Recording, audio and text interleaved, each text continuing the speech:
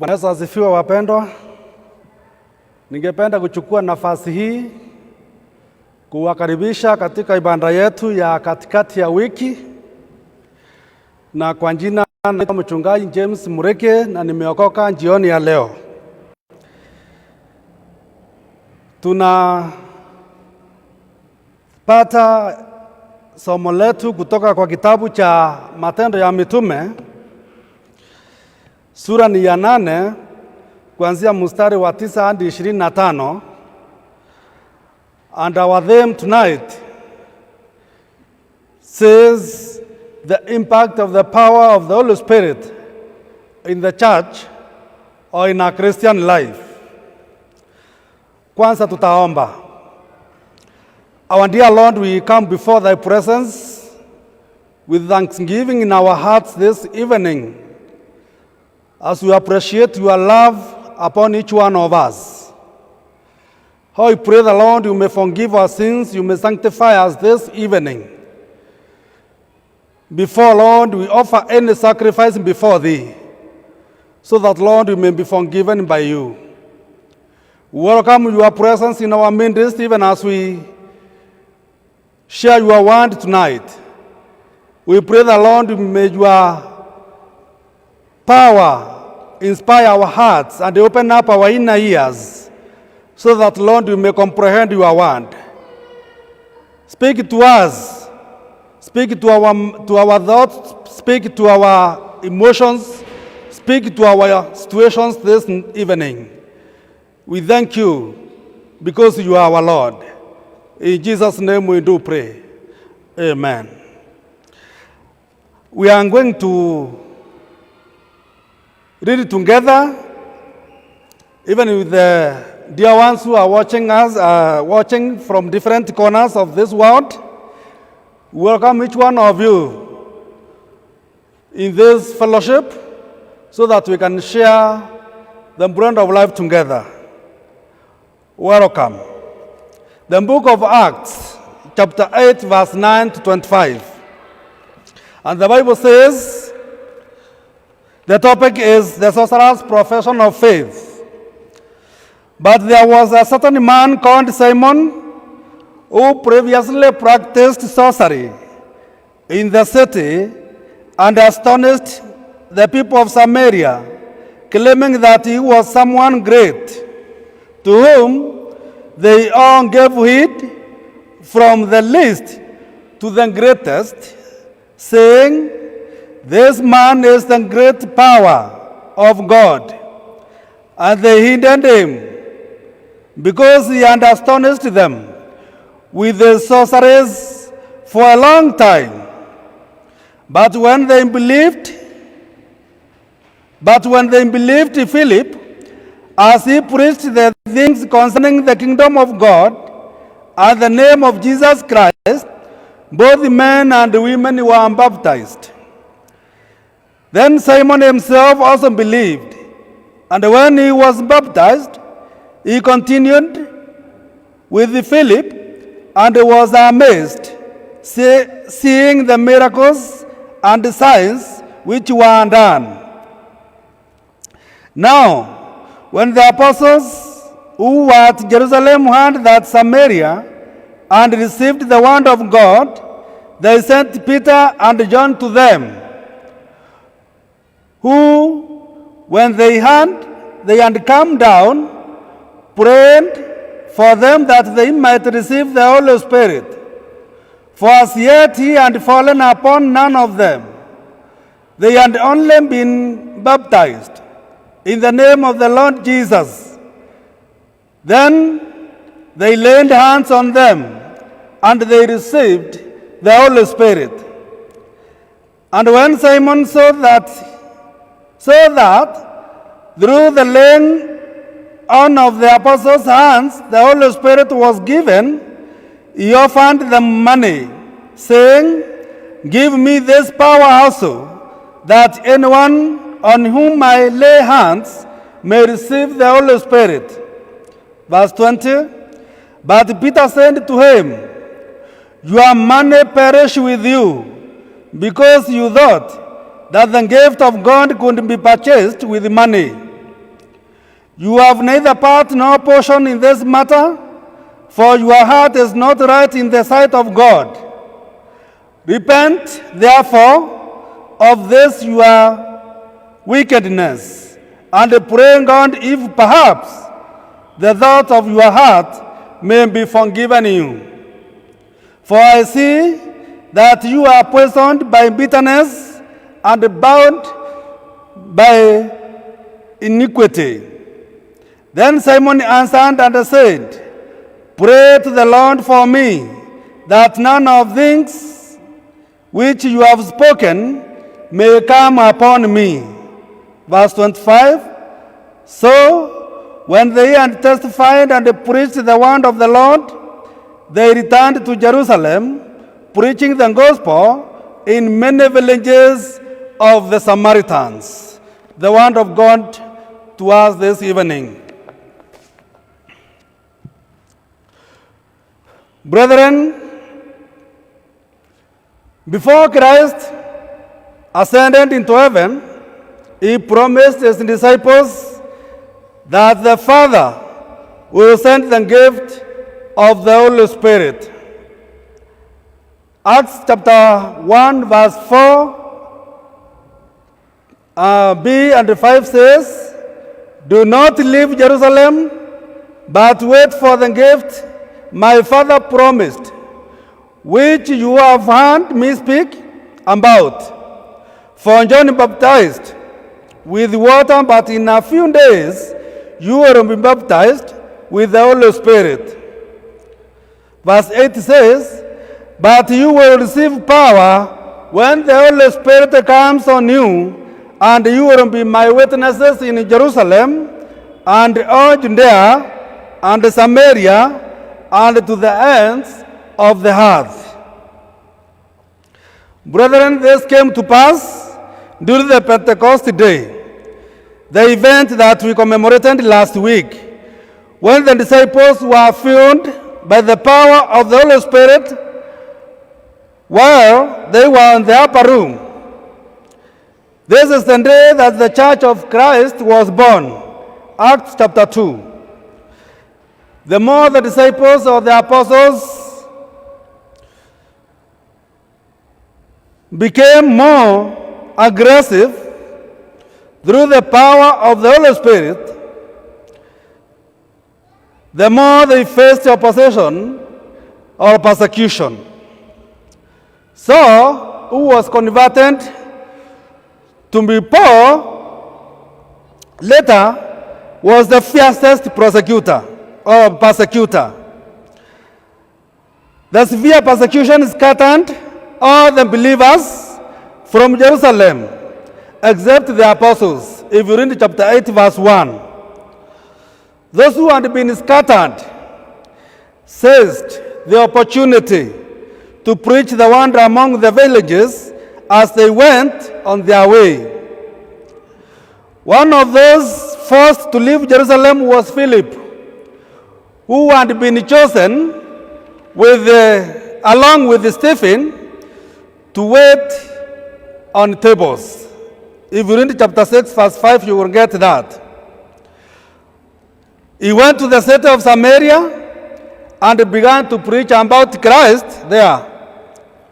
His message was the same one the apostles had preached in Jerusalem about the coming of the Messiah. Chapter 5, verse 42. Later we are also told that he preached the good news of the kingdom of God. Philip's preaching was accompanied by signs and wonders, as crowd paid more close attention to his preaching. Those who had unclean spirits were being delivered, and even the paralytic were being healed. That is verse 7 of chapter 8. Their city was in a celebration mood. They were rejoicing. Revival had come, and the entire population felt relieved of the burden of sin and evil spirits. through the message that Philip preached. The kingdom of light was breaking in and dispelling the darkness. Now, back to the text that we have just read, chapter 8, verse 9 to 25. Dr. Luke, who is the writer of the book of Acts, focuses on one of those who had been influenced by the message of Christ, a man known as Simon the sorcerer. He claimed to be someone great and deceived people into thinking that he possessed some kind of divine power. You can read that in verse 10. Everyone, from the smallest to the greatest, revered him, calling him the great power. He may have been the equivalent of a village witch doctor or a diviner. He had enjoyed the people's attention for a long time, but the power that Philip had was greater than Simon's power. The power of the Holy Spirit rendered powerless the power that Simon the sorcerer had, and the people who were his followers believed Philip's word, and they were all baptized. Verse 12. Even Simon had no other better option rather than recognizing that Philip's power was greater than his own, and therefore he believed. He mainly focused on the signs and wonders Philip was performing than in the message that Philip was preaching. He hoped that by believing, he too could get some of the power that Philip used. This means that his faith was not real.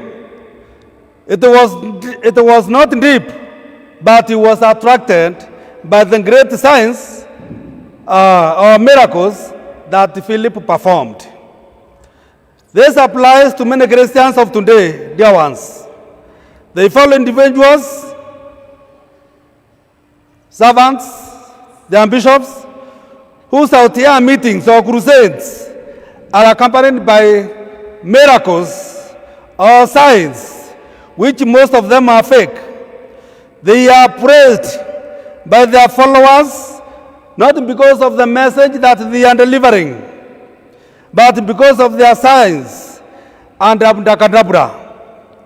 The Gospel of Mark chapter 16 verse 17a says, "And these signs will accompany those who believe." Jesus himself did not have much confidence in faith that was based mainly on miracles. John chapter 2 verse 23 to 24. There are Christians who move from one denomination to another, from one ministry to another, or rather their owners, sometimes they call them from one kiosk to another, looking for signs and miracles because their faith is not deep-rooted into the Word of God, but is based on signs and wonders. Now, when the news about Philip's ministry in Samaria reached the apostles in Jerusalem, Peter and John went to Samaria to witness themselves what was happening. These apostles also went there to serve as a link between the Samaritan church and the Jerusalem community. When the apostles arrived there, the Samaritans had indeed believed and been baptized, but they found that these believers had not yet received the power of the Holy Spirit. That is, the power that had come upon them during the Pentecost day. When Peter and John laid their hands upon them, upon these new Samaritan converts, they received that power of the Holy Spirit. That is, the Spirit came upon them with the power and with the visible manifestations that was witnessed by others who were standing there, including Simon the sorcerer. It is very possible that these Samaritans began to speak in tongues just as the disciples had done on the Pentecost day. Simon saw that when Simon saw that the power that Peter and John possessed was even greater than the power that Philip possessed, he expressed the desire to have the same power. He wanted this power, and he was ready to spend money for it. His heart was not right at all. He was thinking only about his own glory and fame. He wanted to be above the apostles through buying power, more power from the apostles. He didn't realize that the power of the Holy Spirit cannot be bought with money. You cannot control the power of the Holy Spirit for your own benefit or interests. Though many have abused it, he was seeking the Holy Spirit only for his own advantage, so that he can attract a bigger number of followers than the one that was behind the apostles. His thoughts were to serve his own interest rather than serving and glorifying God. Peter was forced to rebuke him. If you read verse 20, he said, "May your money perish with you, because you thought you could buy the gift of God with money." Verse 21, "You have no part or a share in the ministry, because your heart is not right before God. Repent of this wickedness and pray to the Lord. Perhaps he will forgive you for having such a thought in your mind." Verse 23, "For I see that you are full of bitterness and captive to sin." Peter did not even give him the assurance of forgiveness, or that God will forgive him. You can just repent. Perhaps God may forgive you. It is very easy, brethren, for us to be quick in condemning Simon the magician for trying to buy the power of the Holy Spirit, whereas we commit similar sin when we think that we give when we think that what we give or we offer in the Church of Christ will make us acceptable before God. Money, or rather our wealth, is not everything. Many have turned the Church of Christ to be a social club where they meet to display their wealth. That is the types of cars that they own. They compete in contributing towards a certain project in the Church of Christ, or the kind of a show-off. But the love of God is very far from them. They look for ways to please their pastors so that they cannot see their weak area. But that will not make you acceptable before God. Peter's horrified response to Simon's request was, "May your money perish with you." May your money perish with you, who think that you can intimidate the servant of God and allow you to do whatever you want to do in the Church of Christ because you buy suits for them, thinking that God's gift can be bought, was enough to bring destruction to both Simon and his money. Thinking that unaweza kumwandaa kiongozi wako wa kanisa au kasisi wako na unaweza mweka mfuko kupitia pesa zako, utaangamia na pesa zako unless you repent. The power of the Holy Spirit enabled Peter to see how the heart of Simon was full of bitterness and captive to sin. He was jealous of what the apostles were doing through the power of the Holy Spirit and overshadowed him. Also, most of his followers, if not all, were converted and filled with the power of the Holy Spirit. Peter offered an opportunity to Simon to repent. He asked Peter to pray for him, that God's judgment might not fall on him. Brethren, your word will neither save you nor buy you a space in heaven for you. It will not buy the power of the Holy Spirit. It will not buy peace of mind or peace of heart for you. Dear ones, money is not everything. If you value your money or your status more than the work of God, unless you repent, you will perish with your wealth, with your status.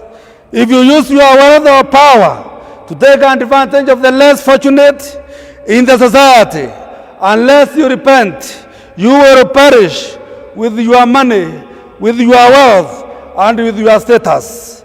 The Spirit of God is the giver and the sustainer of life. You can read Job, the book of Job, chapter 34, verse 14 to 15. It's through the power of the Holy Spirit that believers are saved, sealed, and sanctified for eternal life. The Holy Spirit empowers Christians for the service of God in order for them to be effective in the ministry. The Holy Spirit helps us when we are spiritually weak. He intercedes for us. Romans chapter 8, verse 26 and 27 says, in the same way, the Spirit helps in our weakness.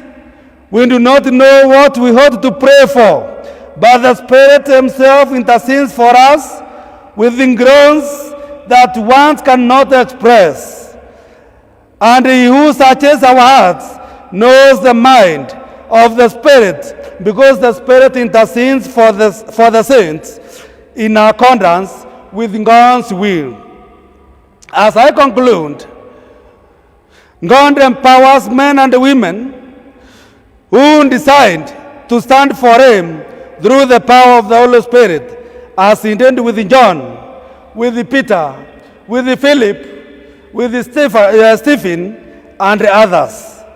God accomplished this primarily through ordinary people with little in the way of education and prestige.